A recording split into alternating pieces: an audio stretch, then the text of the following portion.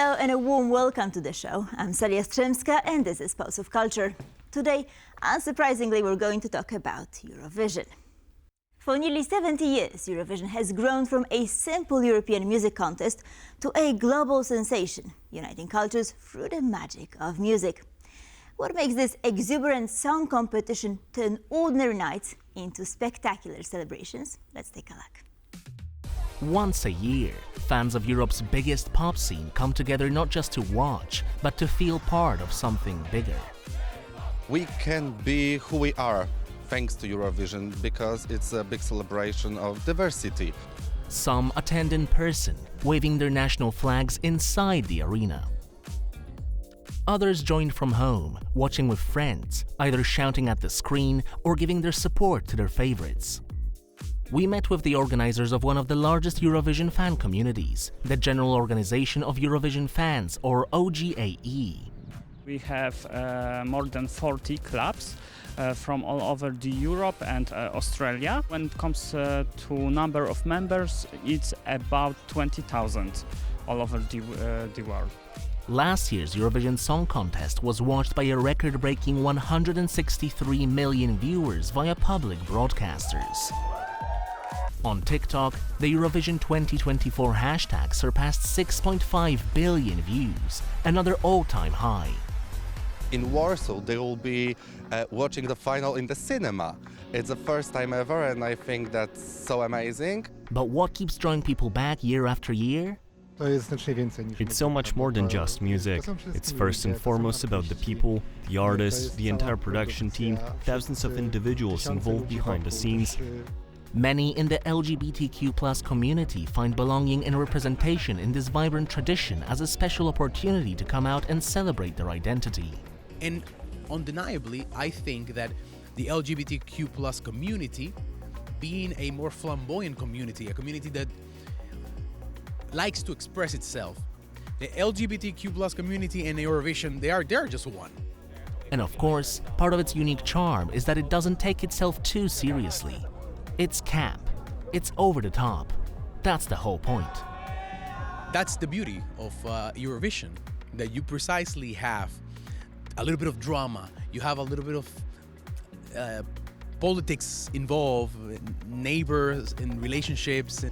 This year, the stakes are high for Poland. But, win or lose, for Eurovision fans, the party never stops.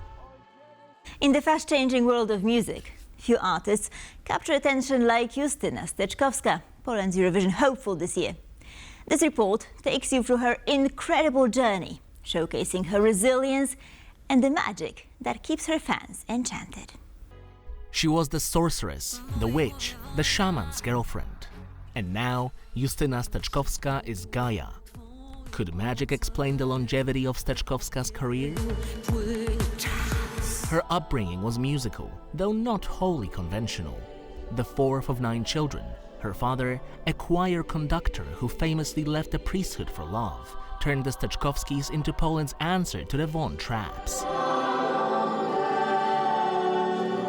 But it wasn't until a 22-year-old Justyna stunned the jurors on the Polish TV talent show, A Chance for Success in 1994, that the country took notice.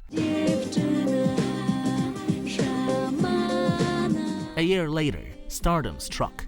Her debut album, Dziewczyna Szamana, The Shaman's Girlfriend, went platinum.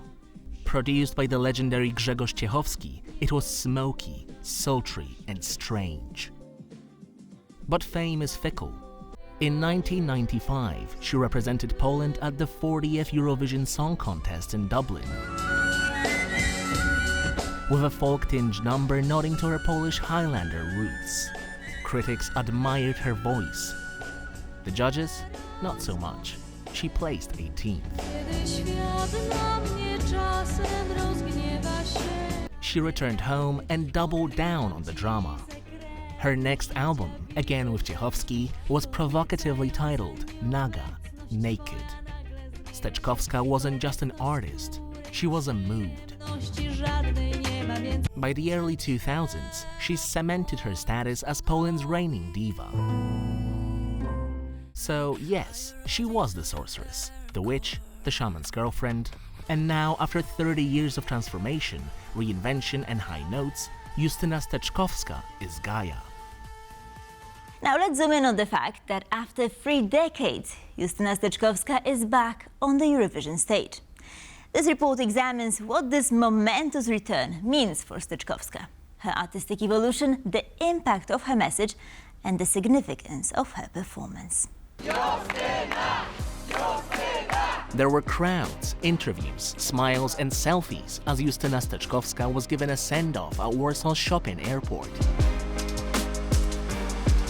As she departed for Basel, Switzerland for this year's Eurovision contest, where she will be performing her song titled Gaia. The song is about our Earth. Gaia means Earth. So my message to the world is to respect her, because she is our home and she craves our love and understanding. We litter too much, we take too little care of her, we give her too little respect. The Earth needs more love and understanding, but also really positive thoughts. She is a beautiful being who really gives her all to us. Justyna has also been giving it her all in Basel, where she's already had 2 rehearsals. Preparations are very intense, as participants only have 20 minutes to practice the elements of the show and make corrections. This is a significant change compared to the first rehearsal, as there the artists have half an hour. The number 2 also represents the second time that Justyna will be performing at Eurovision. But does that mean that the second time around is easier? The world has changed a lot. Everything has really changed. Back then, everything was played live. Now the vocalist sings live and the individual instruments play live, while the rest is half playback. Back then it was already perfectly organized. It's a huge endeavor. There's no time for mistakes. Everything happens very quickly. People are very professional. Everything is accounted for until the last second.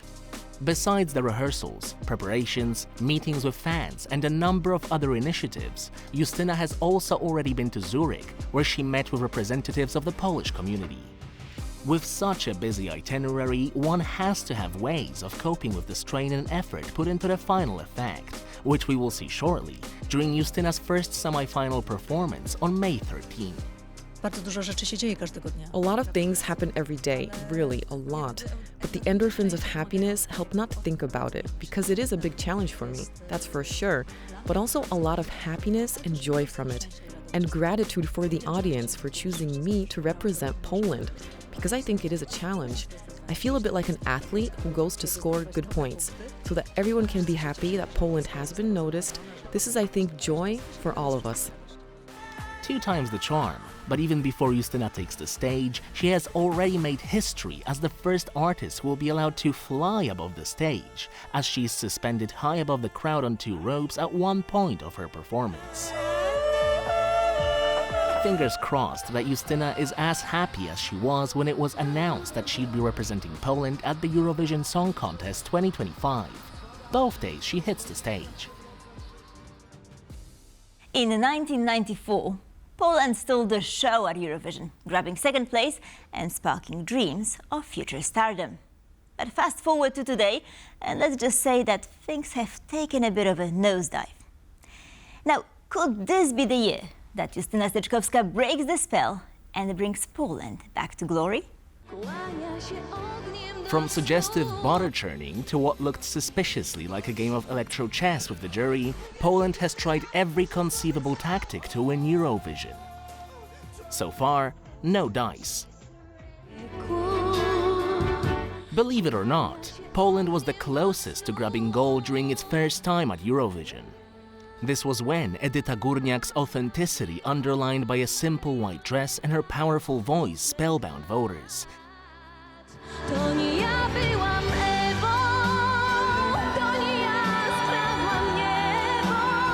Granting her the 2nd spot on the podium. What came after was a downhill slide into the awkward. The frontman of Ich Troje, Michał Wiśniewski, is a man of change, which manifests in the various colors of his hair, as well as the number of wives he's had, 5 to be exact. Still, his raspy voice and charisma carried Poland to 7th place at Eurovision 2003. Still the country's second best result.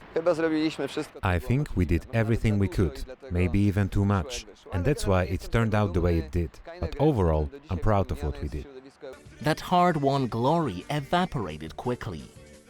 Between 2005 and 2013, with one lonely exception in 2008, Poland failed to reach the finals at all.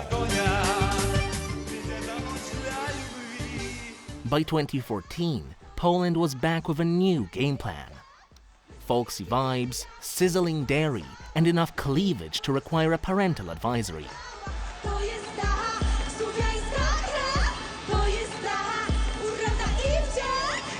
Despite vigorous pounding, Donatan and Cleo's We Are Slavic failed to stir the jury. Landing 14th place wasn't great, though arguably better than the NC-17 rating the performance deserved. 2 years later, Poland tried a historical ruse, convincing Swedish voters that Michał Szpak was the second coming of Charles X Gustav.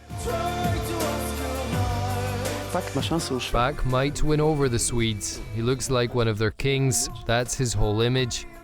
The plot nearly worked. Szpak placed third in the public vote.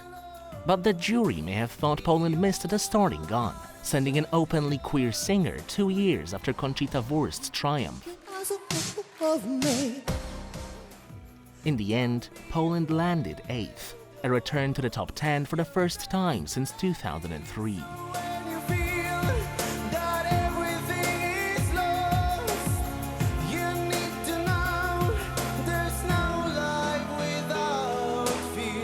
And now for Poland's unlikely gambit from last year's edition, Luna and her tower.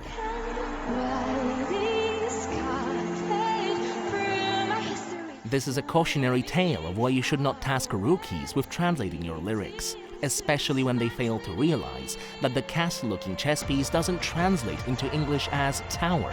This probably irked the more chess-minded jury members and eventually checkmated Luna out of the semis.